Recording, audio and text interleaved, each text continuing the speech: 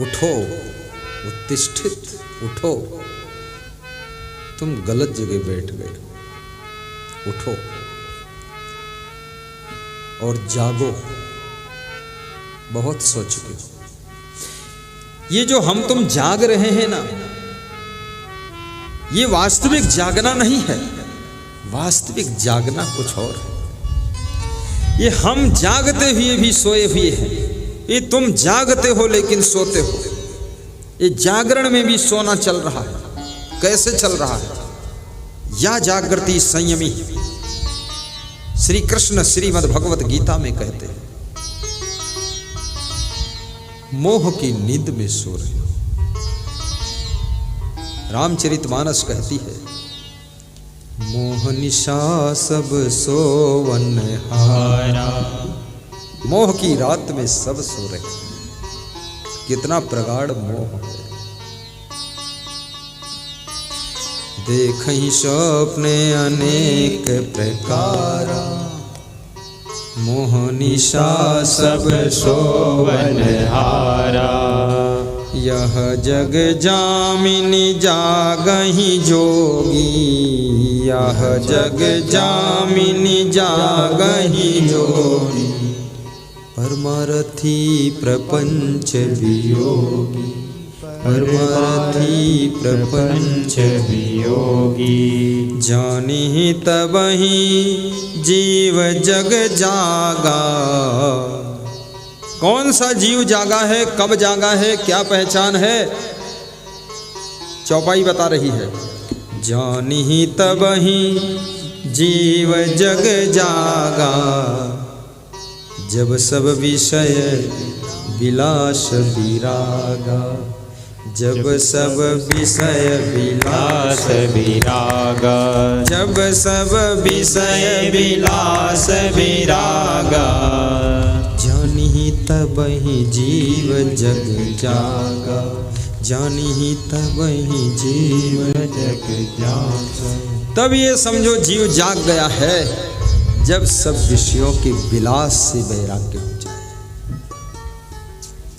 विषयों का सेवन जीवन निर्वाह के लिए हो, विषयों का सेवन परिवार के निर्वाह के लिए हो, परिवार संचालन के लिए हो, लेकिन विषय विलास का त्याग हो, तब समझो ये जीव जाग गया है। परिवार संचालन के लिए एक पत्नी व्रत की आवश्यकता है, एक पति व्रत की आवश्यकता है। और साधु जो पूर्ण जागा साधु वही है जिसमें वैराग्य आ गया है। पूर्ण वैराग्य हो संत में। जब सब विषय विलास विरागा। धन्य हो कबीर, जब सब विषय विलास विरागा। जानिहि तबहि जीव जग जागा। कबीर साहब कहते हैं, संतों जागत नींद न कीजिए। हे संतों जागो, नींद में मत रहो। संतों को बहुत कबीर साहब ने सावधान किया। उनके हर पंक्ति में कहीं कबीर सुनो हो संतों, कहीं कबीर सुनो हो साधु। कभी उन्होंने कहा नहीं है कि कहीं कबीर सुनो हो संसारी। इसका मतलब कबीर साहब के सम्मुख बहुत साधु लोग ही बैठते थे। उस समय साधु बहुत होते थे, अब तो साधु ढूंढो तो मिलते नहीं। संत भी बहुत कम हो गए। कबीर के पीरियड में संतों की बहुत भीड़ थी। नैमिषारण तीर्थ में उत्तर प्रदेश में 88,000 ऋषि मुनि नैमिषारण में तप कर रहे थे। नीम का जंगल है नैमिषारण। अरण्य माने जंगल, नैमी माने नीम। 88,000 ऋषि मुनि, और 88,000 ऋषि मुनियों को सूत जी संदेश सुनाते थे। सूत जी, और सूत जी की उम्र बहुत कम थी और लंबा शरीर नहीं था। जब वे आते थे 88,000 ऋषि मुनि खड़े होकर उनका अभिवादन करते थे। तो वे कहते थे, नहीं सब बैठो, आप हमसे उम्र में भी ज्यादा हैं, मैं छोटा हूं। 88,000 ऋषि मुनि कहते थे, नहीं सूत जी आप ज्ञान में बड़े हो, हम उम्र में बड़े।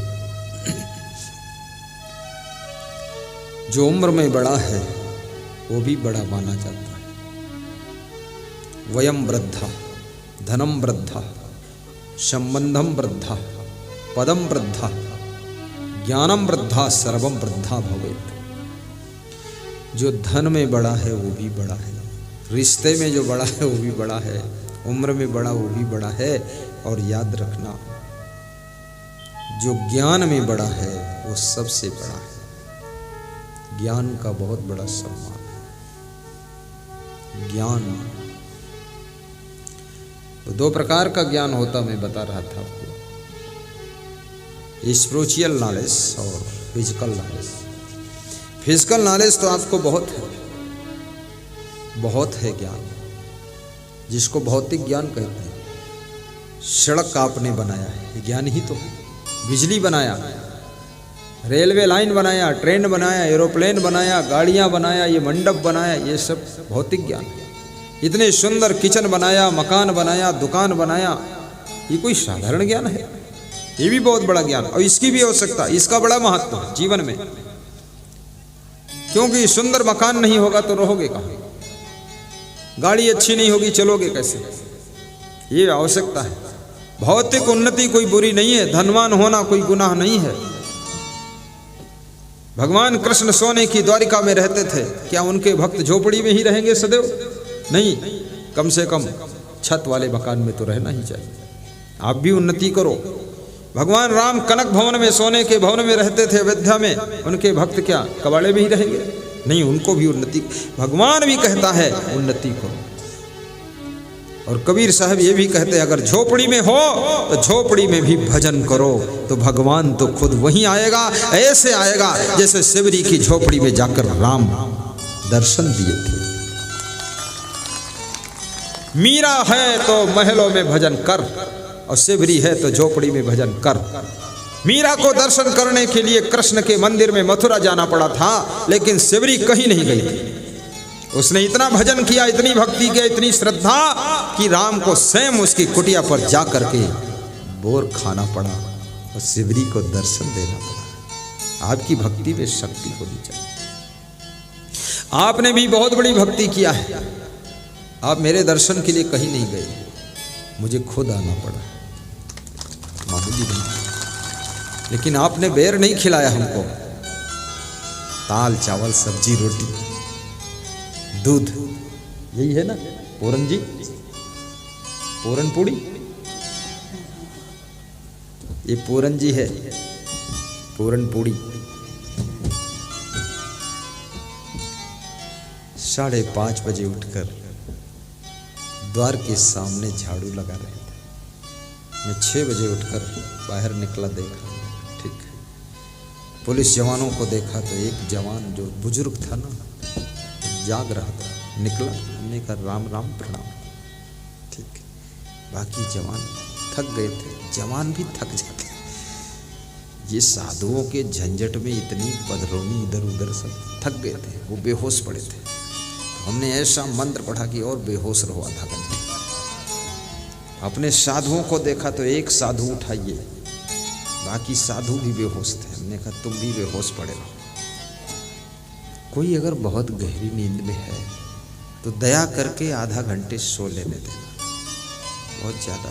हाँ, कोई प्रलय होने वाली तो जगा दीजिए, बाकी थोड़ा